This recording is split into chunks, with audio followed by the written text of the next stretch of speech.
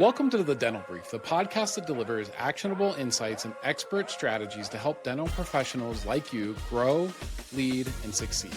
I'm your host, Patrick Shavasty, the president of Omni Premier Marketing. Every week at The Dental Brief, we bring you real conversations from expert speakers that offer expert advice and quick tips that make a real difference in practices nationwide.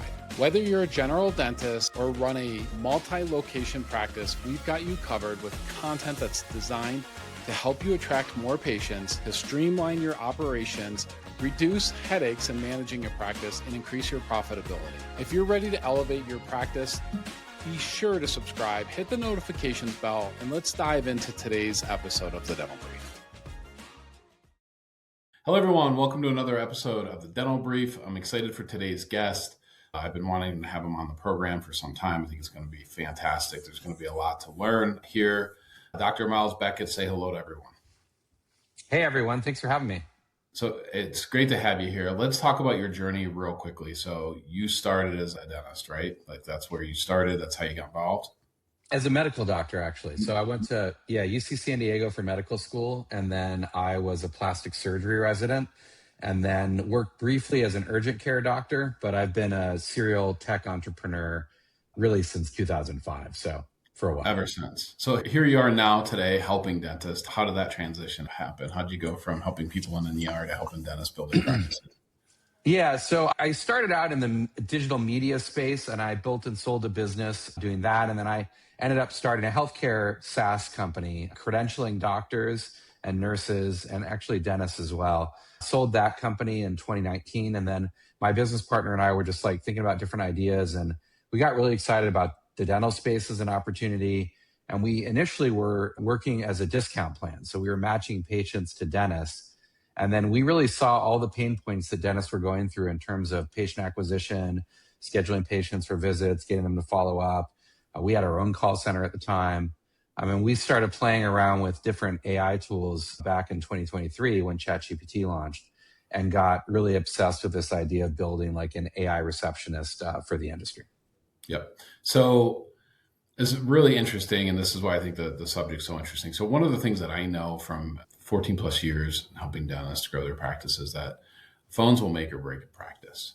So the thing that'll kill growth, advertising, marketing is not getting back in touch with people or answering the phone in the first time. So I see this huge need for AI, but yet I also see like if everybody's using AI, where's the competitive edge coming in? So I want you to start with like exactly what can Flossy, and by the way, the website's flossy.com, great domain. Tell me, first of all, what can your AI bots do? Like what can they and what can't they do for dentists right now? Sure, yeah. Yeah, I think we've earned a lot of credibility in the market by being pretty transparent about what she can and can't do. So our flagship product is Fiona. She's an AI receptionist. So she can answer phone calls that are coming into the office. She can schedule new patients. She can reschedule appointments. She can answer questions about the practice. And she can also handle like emergency triage, where she can determine if a patient is having an emergency and then text the doctor that's on call. We recently added two-way texting, so you now can text back and forth with Fiona. You can actually be on a phone call and convert that call into a text conversation if you want to. And you can web chat with Fiona as well. So you can go on the website, you can chat with her, schedule appointments. And then right now we just went live with outbound. So Fiona can now outbound text and call people to confirm appointments. And then because it's the full-fledged AI, she can also reschedule those appointments if necessary. And then we're building some other outbound flows right now also. So tell me, what can't Fiona do right now? Like, where is it? What is it still have some room to go, some room to grow? What can it do? Yeah, so I think if you dive into like the details of scheduling appointments, rescheduling appointments, you can kind of look at the types of appointments that she can schedule and reschedule. So if it's a new patient visit, a consultation, she can handle those all day. If it's cleanings, simple procedures, it's no problem. If it's really complex treatment plans and scheduling people for a whole sequence of different visits, or needing to know what has to come first, the crown is being made, it needs to be set, that she can't do. And so deeper, like specific granular treatment scheduling, it's something that it's capable, but we haven't launched that functionality yet. It's a bit of work to do that. And then I would say if you dive into the scheduling side of things, she handles an array of different scheduling nuance, but there are like some levels of nuance that practices might do that she can't do, where it's like every third Tuesday, this dentist won't see kids under the age of 5 or whatever it might be. I mean, we can handle some simple nuance, like for different age categories of patients, handle it this way for different dentists or different days. But if you're kind of doing like multiple layers of nuance, she can't do that. Yeah, that makes sense. So what about that? The one thing that, and I've heard this from multiple dentists, by the way, how are we ever going to stand apart if every dentist is using AI to answer the phones, right? So tell me, how do they stand apart? Like, how do they keep their customers from thinking that it's a unique experience that's tailored for them? Yeah, well, first of all, it is still early days. So not everybody is using AI. It's still like a very small percentage of practices are using this technology. So I would encourage dentists to try, whether obviously I'm biased, come use Flossy, but try certainly any AI product, I think. Sure. But I think beyond that, it really is going to be about that personal interaction, the in-office interactions, and the ultimate high touch patient care that you can deliver. In theory, if you're running a really, really, really well-honed operation, it's a combination of using AI technology, using more traditional communication channels, but also providing that high touch when people are in office. I would also say simple things like being open late during the week or being open on Saturdays. It was interesting when we were running our dental network, there's just so much demand from patients to come in these sort of extended hours or single day, at least weekend scenarios. Very few dentists offer that. So that's another area to think about. Yeah, it makes total sense to me. So what about patient communication? So if you're using AI in your practice, or if you're thinking about using AI and you've got a million reasons why you shouldn't use it. And by the way, every new tech, there's always a million reasons why you shouldn't use it until they use it. I remember there was a day and time where I wouldn't use Uber or Lyft, right? I was like, yeah, no, I'm not going to do this. And here's the reason why. Of course, I don't use anything else. There's no other choices now, right? So right now the taxes are gone. Yeah. So communicating with patients, if you're using it, and by the way, I want to encourage our audience to go to flossy.com, check it out, do a demo, right? See what it can do for you. I'll ask you a little bit more about that in just a second. But yeah, what is it that the adoption of this and talking to your patients about it, do you help with that? Is that something that would be concerned? Should dentists be saying, oh, by the way, we have this AI bot that's talking to you, it wasn't a real person?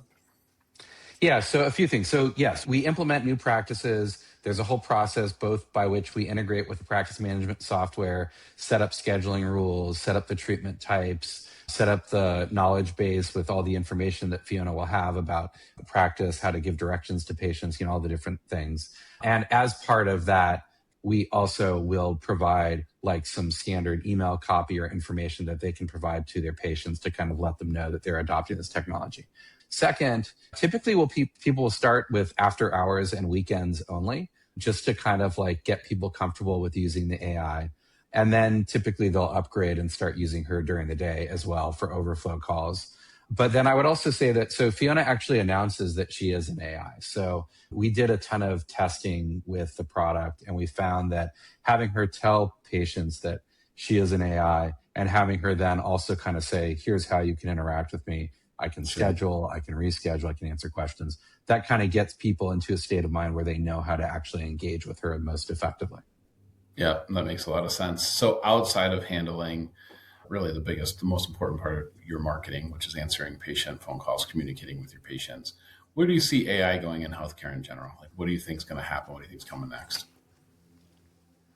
So I think that if you think about routine tasks, anything where it's a fairly repetitive routine task, people are, copying data from one software and putting it into another, or filling out forms, or doing repetitive phone calls or repetitive texts or emails.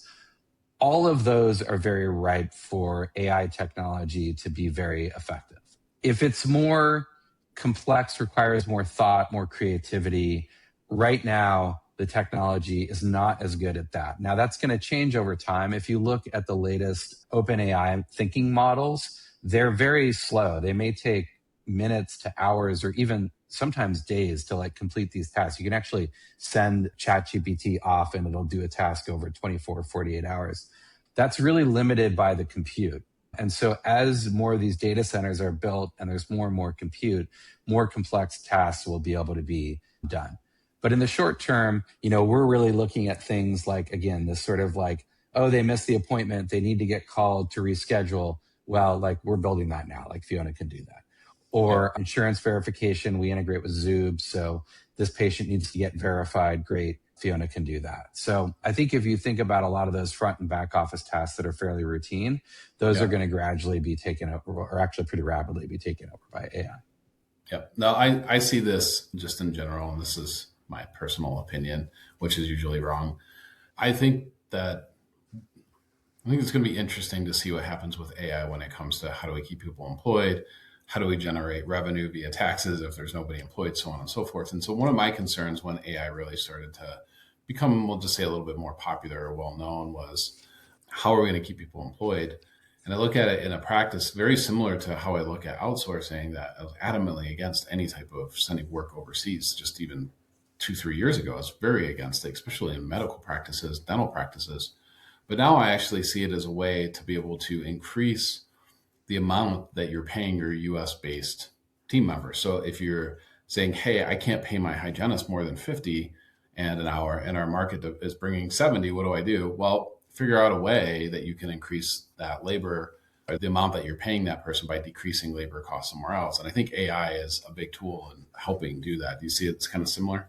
Yeah. No, I think actually that's a really interesting way to think about it. I totally agree. I mean, I'll give you an example. Our own company, like right now, if I had started this business 8 years ago or something in a pre-AI kind of world, we'd probably have double to triple the number of engineers that we have. And I think it's going to be similar on the sales team side as well, where particularly the SDR functions are going to be automated with AI. But what we're doing as a result is we're paying people more. And my whole attitude is we want the absolute best people, and we're going to pay them like more than they probably would have expected, because we won't need quite as many people. And so I think that analogy in the dental world is a really good one. I think that's awesome. Yeah. I think that I probably say it on a daily basis that perfection is the enemy of done. And I think that a lot of people are thinking, well, AI will never do it as good as my best employees. And I would agree on that. It's going to be a long time before AI will do it better than your best employees will do it, because you can hear a smile, right? So AI can't smile yet. So I would agree with that. But what I would challenge most people to think about is, can AI do it better than your average employees over time? So you've got a great employee. It took you 50 bad employees to get to that one great employee. Can AI do much better than the average of those bad employees? And I would say almost always right now, I think it can. Already. I mean, 100%. And like, we tell people this too, like, go listen to some of your call center rep calls, or if they're a bigger organization, or go listen to even your front desk person's calls. Like, some of them are going to horrify you. And so the beauty is, while Fiona might not be perfect and not every call gets handled, and sometimes she'll take the message effectively and the staff has to follow up for sure. But like, she's not going to yell at a patient, right? She's not going to get frustrated or angry. So, there is a huge benefit to AI. I was actually talking to my dad the other day, and he really echoed what a lot of surveys are starting to show, which is for many routine uses, people prefer talking to the AI. And my dad was saying that he had like a customer service call that he had to do. And like, he was talking to the AI, and then like it got some of it done, but not all of it. Then he got transferred to the human rep. And he's like, I really wanted to go back to the AI. The human rep was like terrible and didn't know anything and was like really short with me. And I'm like, yeah, exactly. AI is very patient. So let me ask you this question. I've read quite a few books on AI. I have some favorites for sure. It's been a little bit since, actually, I just finished a book. I can't think about it. I can't think of it. It's a Stanford grad that has an in with all of the AI giants, Altman and all those guys, that she just wrote a book. Is pretty fascinating. It's kind of like a soap opera. But as far as like the people that want to nerd out, that want to geek out and tech out, what do you think is the coolest, latest, and greatest read out there in the world of AI? Oh man, that's a good question. I read a lot of like blogs and posts and stuff online. Like I follow, Robert Scoble's always pretty good to follow. He's been pretty deep into the latest AI trends. I don't have like a book off the top of my head, though, to be honest with you. I would just go and follow the companies that are at the cutting edge on X, like OpenAI, and then find the people that are tweeting a lot. But yeah, OpenAI, following Anthropic is a good one. 11 Labs, we use their products. So I think if you follow those cutting edge companies, that's kind of a good starting point. Yep. Good advice. If you want to check out Flossy, I want you to, and Fiona, visit flossy.com. Dr. Beckett, appreciate you being here. Thanks so much. Yeah, absolutely. They can follow me on X as well. I tweet a bit about AI. I'm M. Beckett on X. Perfect. Yep. Make sure to follow them. We'll have the links on our website, Dr. Beckett. Again, we appreciate you. Thanks so much for having me. I appreciate it. Thanks for listening to this episode of The Dental Brief. If you found it helpful, give it a thumbs up, subscribe to the channel, and share it with a colleague who could benefit. We're here to help dental professionals like you stay ahead of the curve, one brief episode at a time. You can find more episodes and resources at thedentalbrief.com. You can also join the Growth-Minded Dentist community on Facebook. Links are in the description. Until next time, keep learning, keep growing, and thanks for being part of the Dental Brief community.